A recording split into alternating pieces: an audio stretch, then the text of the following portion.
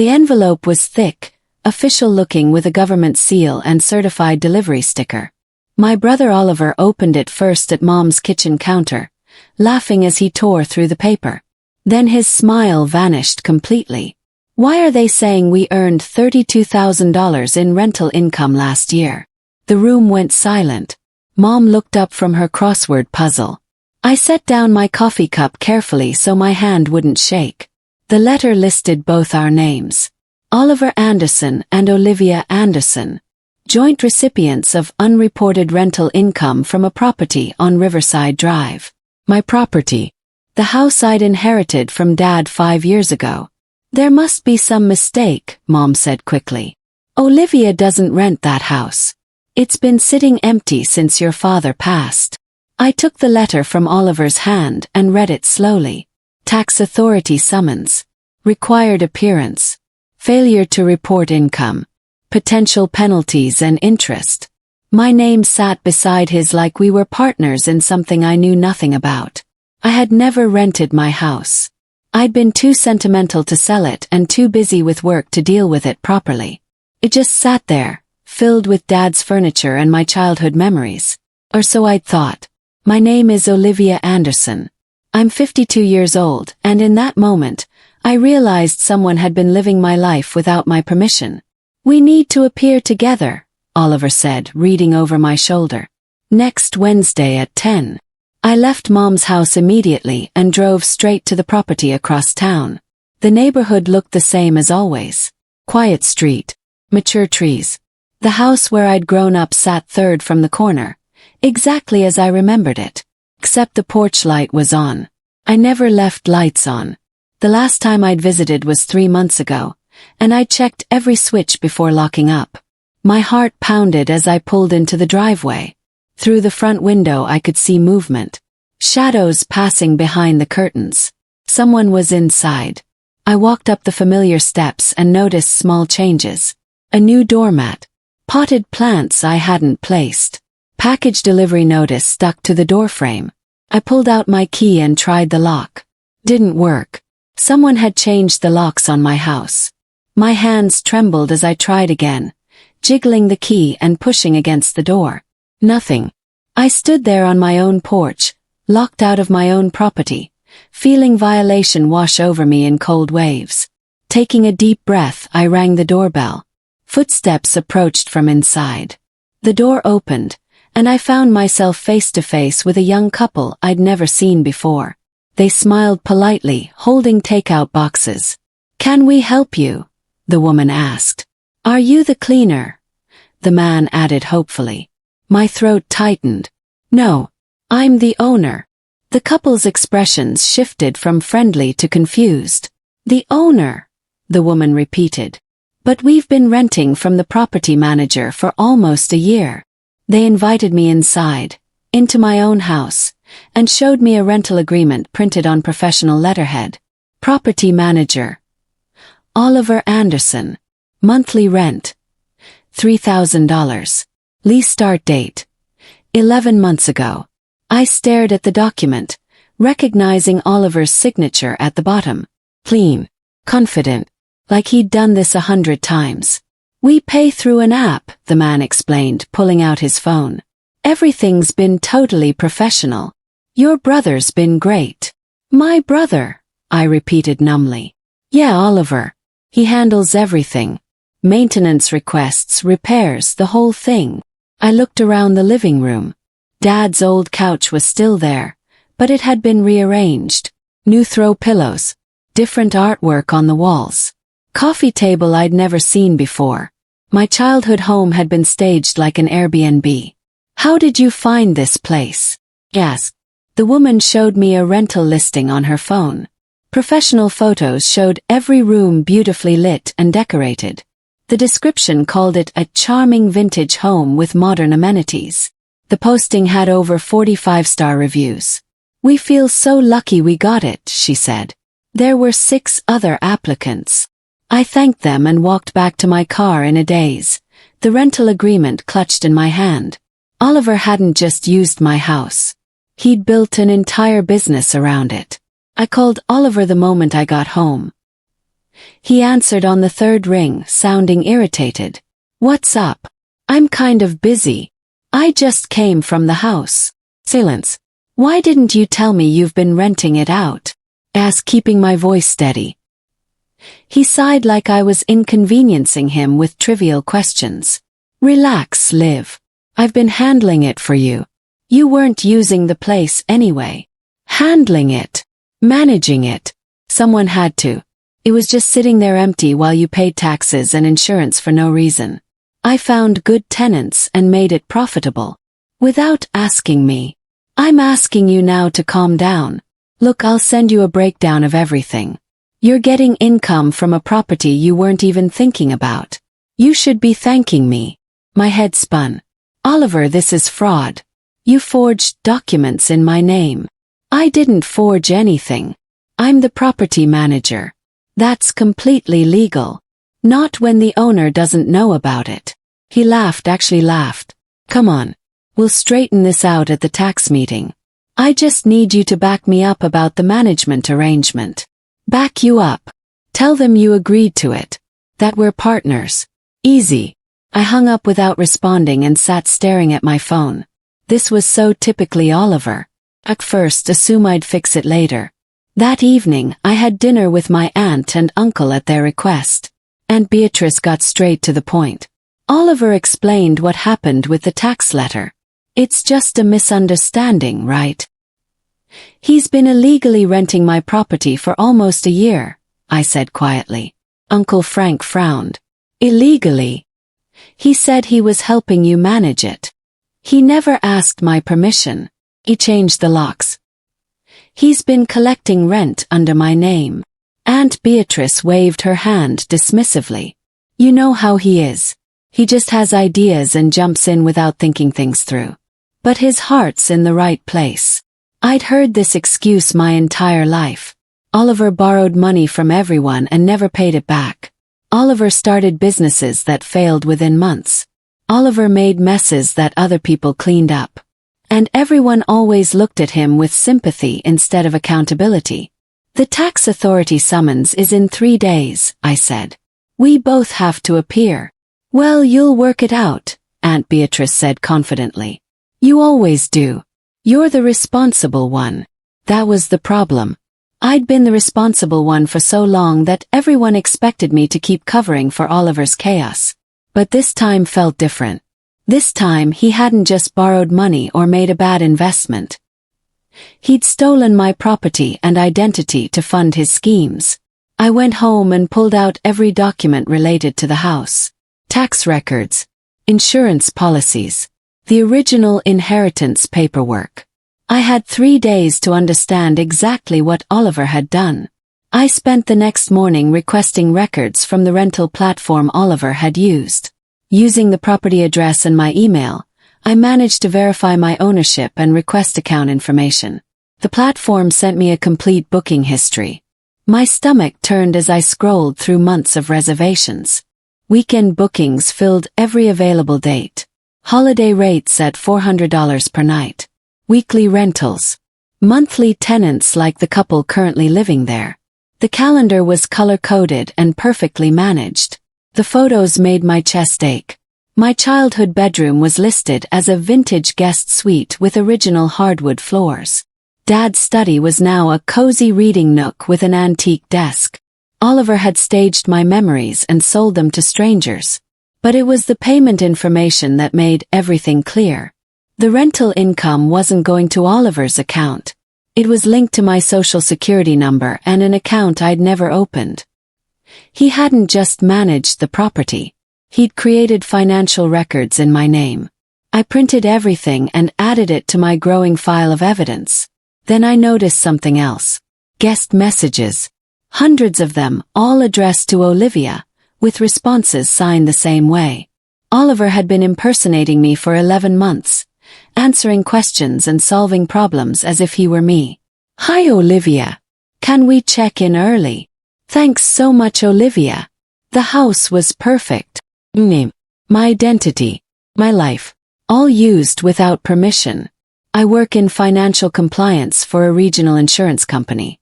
I spend my days analyzing documentation, tracking irregularities, and identifying fraud patterns. The irony wasn't lost on me. As I organized Oliver's rental scheme, I realized he'd made a crucial mistake. He hadn't stolen quietly or covered his tracks. He'd documented everything. Every guest message was time-stamped and saved. Every cleaning invoice had his signature. Every payment included transaction details linking back to the property address and my personal information. It was a perfect audit trail, the kind prosecutors dream about. I created a spreadsheet with dates, amounts, and corresponding evidence. Bank deposits, platform fees, expense deductions. Then I found the messages where he'd impersonated me to guests. Sorry for the delay. The Wi-Fi company is coming Monday. Sent from Oliver's phone number. Thanks for being such great guests. Signed Olivia, but written by Oliver. He'd even responded to a complaint about the water heater, promising repairs as the property owner. Each message was a separate act of fraud. I sat back and looked at my organized files. 2 thick folders full of documented evidence showing systematic identity theft and financial fraud. Oliver had built his scheme on my name, my property, and my social security number. And he'd left a paper trail that would destroy him. That night I couldn't sleep. I kept thinking about patterns that stretched back decades. When we were kids, Oliver crashed my bike doing tricks in the driveway. I paid for repairs with babysitting money. In college, he needed someone to co-sign his student loans when Dad refused. I did it and ended up making payments when he defaulted. After Dad died, Oliver borrowed money for a business opportunity that evaporated within 3 months. I never saw that money again. Each time the family narrative was the same. Oliver just needs help getting started. He's creative. He's ambitious. He just needs support. And I was cast as the boring, responsible one who should be grateful to help her struggling brother. Nobody ever asked what it cost me. The money. The credit damage. The stress. They just assumed I'd handle it because that's what I always did. But this was different.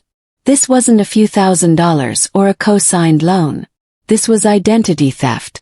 Tax fraud. A systematic scheme that had been operating for almost a year while I had no idea. Oliver had always assumed I'd stabilize the aftermath of his bad decisions. This time, I didn't call him back when he texted asking to strategize before the meeting. Instead, I kept organizing my files, building a timeline, and preparing documentation. If he wanted me to clean up his mess, he was going to be very disappointed. The next morning, I discovered something that made everything worse. I searched Oliver's name on the rental platform and found his host profile. He wasn't just renting my house. He'd created a portfolio presenting himself as a professional property manager. Experienced host with multiple properties, his bio claimed. Specializing in vintage home rentals with modern conveniences. My house was listed as his flagship property, proof of his expertise. But there were other listings too. Lake cabin, downtown loft, suburban family home. All marked as managed properties under his oversight. I clicked on each one, checking the details. The other properties belonged to different owners who'd actually hired him. My house was the only one he'd stolen. But he was using it to pitch himself to investors as experienced and established. I found an email in the platform's message system from a potential investor asking about his management track record and client satisfaction rates. Oliver had responded with glowing details about his portfolio of satisfied property owners, and included photos of my house as examples of his work. He was using my stolen property to con other people. The meeting with investors was scheduled for next week. I took screenshots of everything and added them to my files. Then I called the locksmith. The locksmith arrived at the house that afternoon while the tenants were at work. I showed him my identification, the original deed, and the inheritance paperwork proving ownership. "Someone changed the locks without your permission?" he asked, looking shocked. "My brother. He's been renting it out." The locksmith shook his head and got to work. Within an hour, I had new keys and a receipt documenting the lock change. When the tenants came home that evening, I was waiting on the porch. They looked confused to see me. "Is everything okay?" "I need to apologize," I said carefully. "My brother didn't have authorization to rent this property. Everything he did was without my knowledge or consent." The woman's face went pale. "Are you evicting us?" "No. You didn't do anything wrong. But I need to establish a legal rental agreement directly with you, under my name as the actual owner." "We already paid 3 months in advance," the man said. "Oliver said it covered rent through December." My jaw tightened. Oliver had collected $9,000 from them up front and never mentioned it. "I'll honor that payment," I told them. "Consider it applied to a new lease that I'll draft properly. You can stay as long as you want under a legitimate contract." They looked relieved. "We really love this house." "I'm glad. It was my childhood home. I want good people living here." We exchanged contact information, and I promised to have a proper lease ready by the end of the week. Walking back to my car, I felt a small sense of control returning. The house was mine again. The tenants were protected. The income would now be legitimate and traceable. And Oliver's scheme was unraveling. I spent that weekend drafting a proper rental contract using standard templates and local regulations. The tenants came over Sunday afternoon to review and sign. They seemed genuinely relieved to have everything official and transparent. "We were starting to wonder about some things," the woman admitted. "Oliver was always kind of vague about maintenance issues and wouldn't give us a written lease."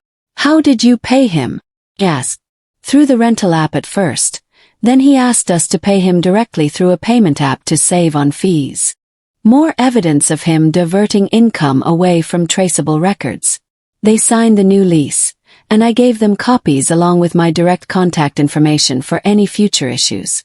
Now the rental income was completely legitimate, documented correctly in my name as the actual property owner.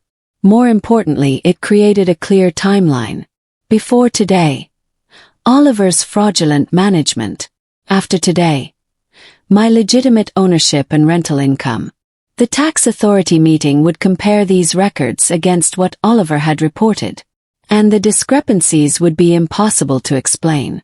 I filed the signed lease with my documentation and felt something shift inside me. For the first time in this entire situation, I wasn't reacting to Oliver's chaos. I was taking control of it.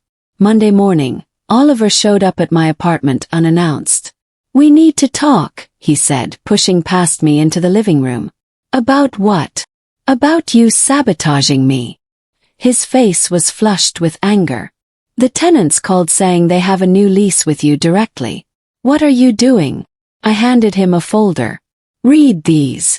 Inside were printed copies of guest messages where he'd impersonated me. Booking confirmations in my name. Payment records using my social security number. He flipped through them, his confident expression faltering. "You pretended to be me for almost a year," I said quietly. "You created financial accounts in my name. You committed identity theft and tax fraud." "I was managing the property," he protested weakly. "You stole it. I made money for you. Without asking. Without permission. Using my identity and my property to build a business I knew nothing about." Oliver sat down heavily on my couch. "Look, I know I should have told you, but I needed to get the property management business started, and your house was sitting empty. It was a win-win. For you. For both of us. You're getting rental income now. Now that I know about it, yes. But for 11 months you were collecting money, keeping records in my name, and reporting to the tax authority as if we were partners, without ever telling me." He looked at the guest messages again, finally seeing what I saw. Evidence. Documentation. Proof. "What do you want me to do?" he asked finally. "Tell the truth at the meeting Wednesday." His head snapped up. "Are you crazy? They'll come after me for fraud. You committed fraud. Liv, please. Just tell them you knew about it. That we had a verbal agreement. It's your word too." I met his eyes steadily. "No. For the first time, I saw fear replace his usual entitled confidence.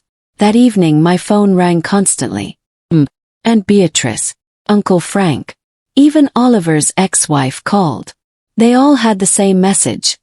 Don't ruin Oliver's life over a misunderstanding. He made a mistake, Mom said. But he's your brother. Family protects family.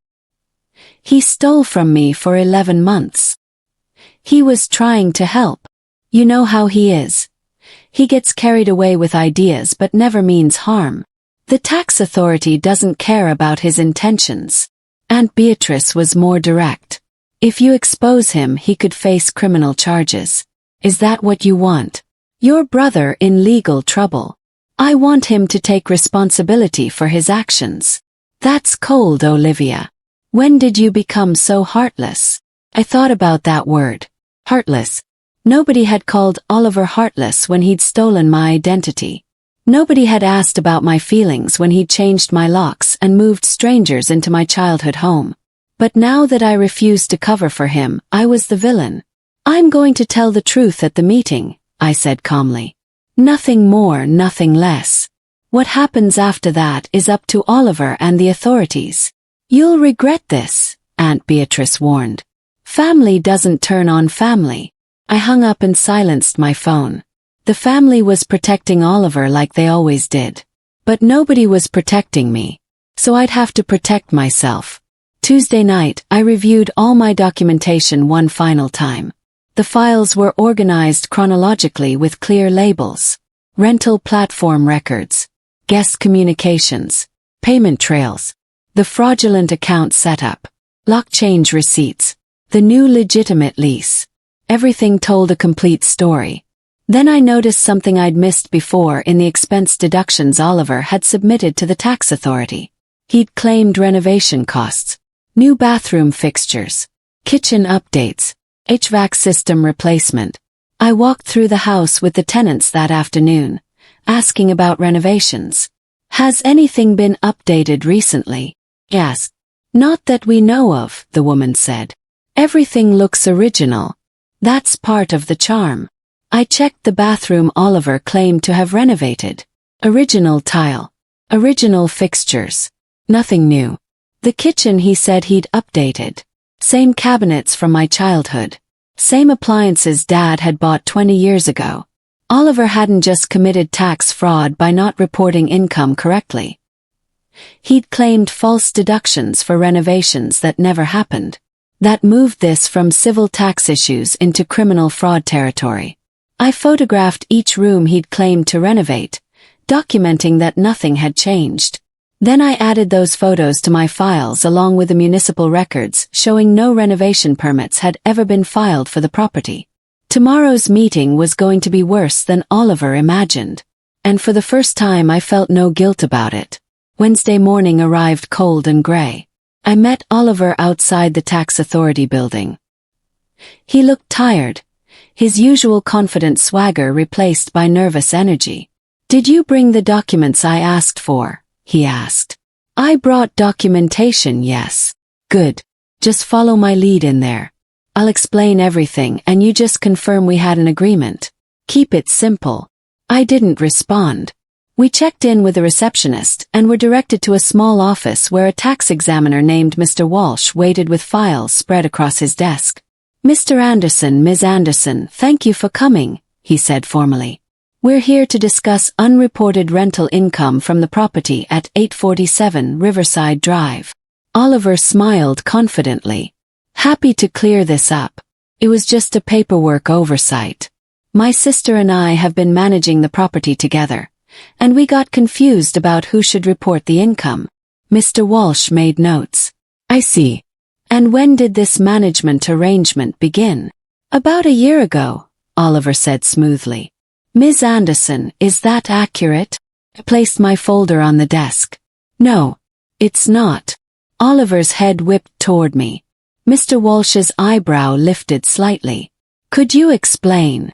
Mr. Walsh asked. I didn't know my brother was renting the property until I received the tax summons last week.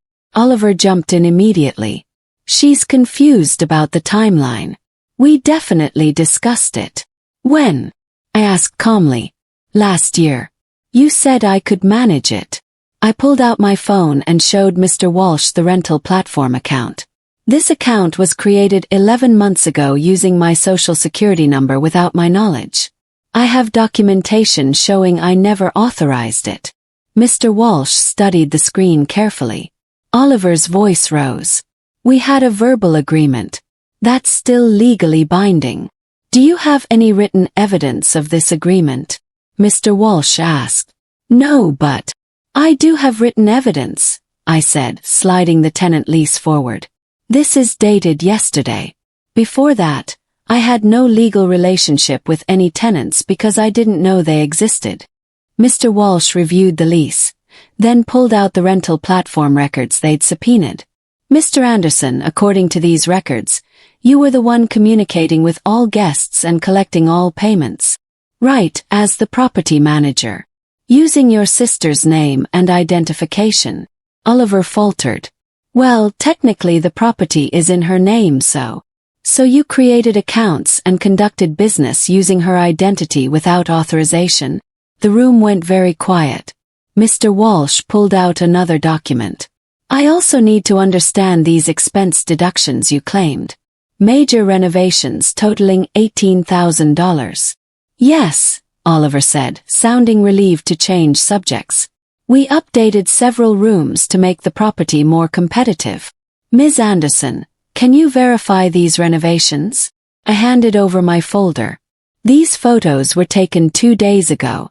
Nothing has been renovated. The bathroom, kitchen, and HVAC system are all original and unchanged. Oliver's face went white as Mr. Walsh compared the expense claims to my photos. These are the same rooms, I explained. Same fixtures, same appliances, same everything. No renovations occurred. I must have the receipts mixed up with another property, Oliver said quickly. You claimed these specific deductions for this specific address, Mr. Walsh said. Do you have permits or contractor receipts? I'd have to look. I already checked with the municipal office, I said. No renovation permits were filed for this property in the past 5 years. Mr. Walsh made extensive notes, his expression growing more serious. Mr. Anderson, did you file for permits before conducting these alleged renovations? It was small stuff. Didn't need permits. Bathroom and HVAC replacements require permits in this county, Mr. Walsh said. And according to these photos, they never happened at all. Oliver tried to speak, but Mr. Walsh held up his hand. Ms. Anderson, you stated you learned about the rental activity last week. How did you discover it? The tax summons was my first indication. I immediately went to the property and found tenants I'd never met living there with a lease I'd never seen. And the property was registered on rental platforms. Yes, under my name and social security number, but managed entirely by my brother without my knowledge or consent. Mr. Walsh pulled out more documents. Mr. Anderson, I'm looking at guest communications here where you signed messages as Olivia. Can you explain that? Oliver's hands clenched on the arms of his chair. It was easier to use the account name. It didn't mean anything. You impersonated your sister in business communications while conducting financial transactions in her name? Silence. Mr. Walsh opened a new file. I need to address something else. The payment account linked to this rental income was opened 18 months ago using Ms. Anderson's social security number. Were you aware of this account? He directed the question at me. No, I said. I never opened it or authorized it. Mr. Anderson. Oliver's face was flushed. I needed an account to manage the property income. Since it was her house, I used her information. Without her permission. She would have agreed if I'd asked. But you didn't ask, Mr. Walsh said flatly. He pulled out bank statements. This account received $32,000 in rental income over 11 months. Where did that money go? Property expenses, maintenance, management fees. Show me the accounting. Oliver pulled out a thin folder with scattered receipts. cleaning service invoices, plumber's bill, landscaping costs. They totaled maybe $4,000. Where's the other $28,000? Mr. Walsh asked. Oliver's hand shook. I used some for business development, marketing costs, platform fees, personal business expenses paid from an account in your sister's name using money she didn't know about. The implications hung in the air.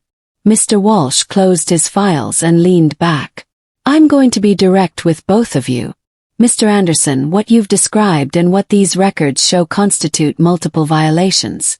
Identity theft, tax fraud, false expense claims, unreported income. Oliver tried to interrupt, but Mr. Walsh continued. Ms. Anderson, your documentation clearly establishes you had no knowledge of these activities until last week.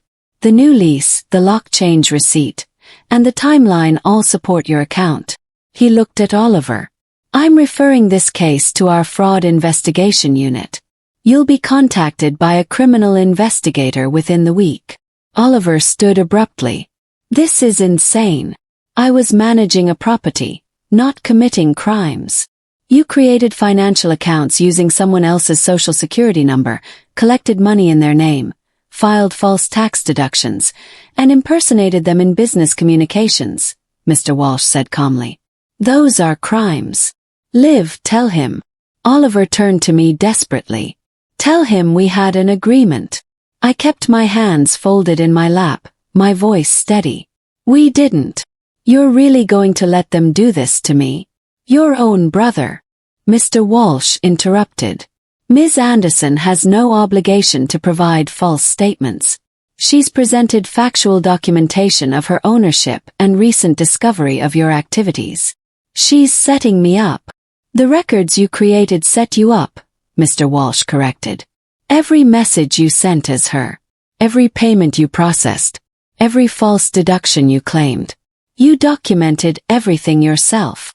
Oliver looked at me with something between fury and desperation. Please, just say you knew. Just say we were partners. I met his eyes. I can't lie to federal investigators. Ms. Anderson, Mr. Walsh said to me, you'll need to file an identity theft report with local police and the Federal Trade Commission. I have forms here to start that process. He handed me paperwork while Oliver stood frozen. Mr. Anderson, you're free to leave, but I strongly suggest you consult with an attorney before the fraud investigator contacts you. Oliver grabbed his papers and left without another word. I sat with Mr. Walsh for another hour, filling out identity theft reports and providing additional documentation. When I finally walked out of the building, I felt exhausted but strangely clear-headed. For the first time in my life, I hadn't protected Oliver from the consequences of his actions. The phone calls started immediately. Mom was crying. How could you do this to him? He's going to be investigated for fraud. He committed fraud, I said quietly. He was trying to help you. By stealing my identity and creating fake tax deductions. You're being vindictive. This isn't like you. Maybe it wasn't.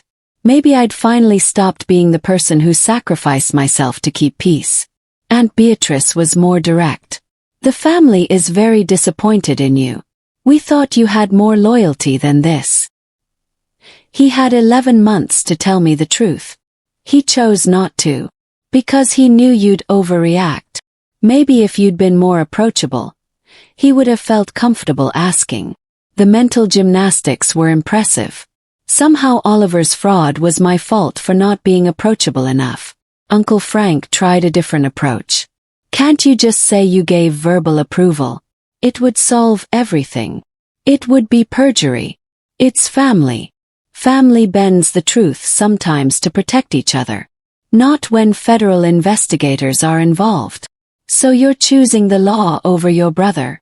I'm choosing honesty. Oliver made his choices. Now he has to face them. One by one, I explained the same thing to every relative who called. I wouldn't lie. I wouldn't provide false statements. I would cooperate fully with investigators and tell the truth. Some relatives hung up on me. Others called me cold and calculated. Nobody asked how I felt about having my identity stolen. Nobody acknowledged what Oliver had done to me.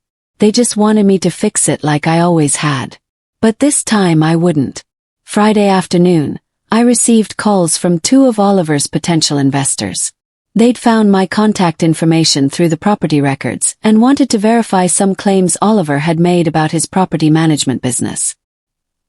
"He said you were a satisfied client who'd worked with him for over a year," one investor said.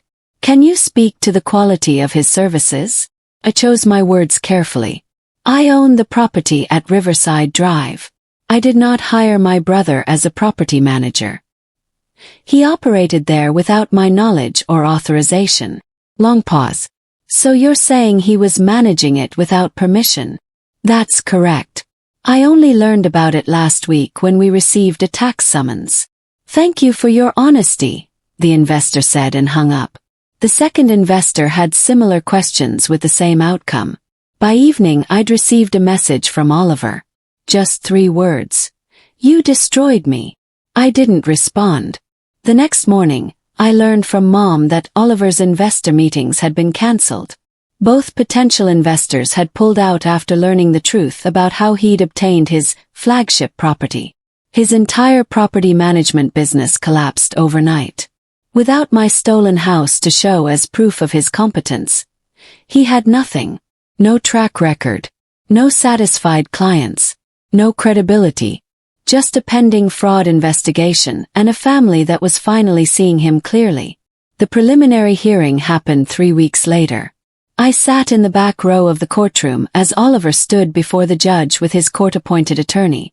He looked smaller somehow. Not angry anymore. Just scared and tired. The prosecutor outlined the charges. Identity theft. Tax fraud. False statements to federal authorities. Oliver's attorney argued for leniency, citing family complications and lack of criminal intent. The judge reviewed the evidence I'd provided. The rental records. The fake tax deductions. The impersonation in guest communications. "Mr. Anderson," the judge said, "you systematically used your sister's identity to conduct business, collect income, and file false tax claims. This wasn't a one-time mistake. This was a calculated scheme that operated for nearly a year." "I didn't mean to hurt anyone," Oliver said quietly. "Intent doesn't negate impact," the judge replied. "Your actions damaged your sister's financial standing, created tax liability in her name, and constituted multiple counts of fraud." The ruling came down hard. Full restitution of improperly used funds. Penalty fines. Probation. Community service. No jail time but complete financial accountability. For the first time in his life, Oliver would have to face consequences without someone stepping in to rescue him. The courtroom was mostly empty except for me and one other relative. Mom hadn't come.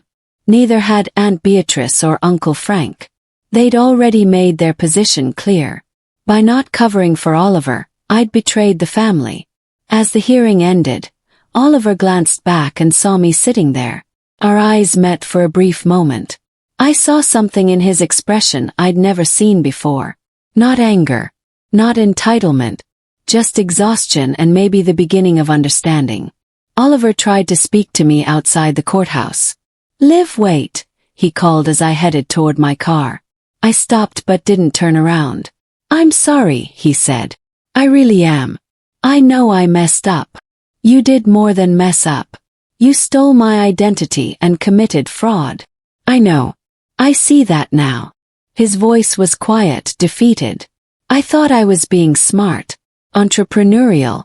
I didn't think about how it would affect you. You never think about how your actions affect other people. You just assume someone will clean up the mess." "You're right." He moved closer. "I've spent my whole life having people bail me out. Mom, you, whoever. I never learned to be responsible because I never had to be." I turned to face him. "And now I have to pay back everything. Work off the penalties. Probably declare bankruptcy." He laughed bitterly. "No one's coming to save me this time." "No, they're not. Can you forgive me?" "Eventually." I considered that. "Maybe. But I won't forget. And I won't trust you again. That's fair. He looked at the courthouse behind us. The judge was right. It wasn't a mistake. It was calculated. I saw an opportunity and took it without thinking about you at all. At least you're finally being honest. Yeah. Took federal fraud charges to get me there, but here we are. We stood in uncomfortable silence for a moment. I wish you stability, I said finally. I hope you learn from this. But I can't be part of your life anymore. I understand. I walked to my car and drove away, watching Oliver disappear in my rearview mirror. Some relationships end when accountability begins. This was one of them. 6 months later, I stood in the house on Riverside Drive with a real estate staging consultant. The previous tenants had moved out amicably after their lease ended, and I was preparing to create something better. I think we should lean into the vintage charm, the consultant suggested. Original hardwood, period details, but modernize the kitchen and bathrooms properly. With permits and contractors and real renovations. I hired professionals to update the house thoughtfully. New appliances that fit the era. Restored original features. Fresh paint in colors Dad would have approved of. 3 months later, I rented it to a retired teacher and her husband who fell in love with the home's history. My parents built this house, I told them during the lease signing. I want people living here who'll appreciate it. We already do, the woman assured me. The rental income was modest but steady. I reported it properly, paid taxes correctly, and maintained the property with care. It wasn't about maximum profit. It was about honoring Dad's legacy while building something sustainable. Family gatherings moved to different locations after what happened. I wasn't welcome at Mom's house anymore. Aunt Beatrice didn't invite me to holiday dinners. But I found I didn't miss them. My real friends had supported me throughout the ordeal. They'd never asked me to lie or compromise my integrity. I spent holidays with people who valued honesty over blind family loyalty. And for the first time in decades, I wasn't the designated fixer cleaning up someone else's chaos. I was simply living my own life. And that was enough. 1 year after the tax summons, I sat on the porch of the Riverside house doing a final inspection before the new tenants moved in. The evening sun cast long shadows across the yard where I used to play as a child. Everything looked familiar yet different. Restored but improved. Kind of like me. My phone buzzed with a message from my friend Sylvia. Dinner this weekend. Want to celebrate your house anniversary? I smiled and typed back. Absolutely.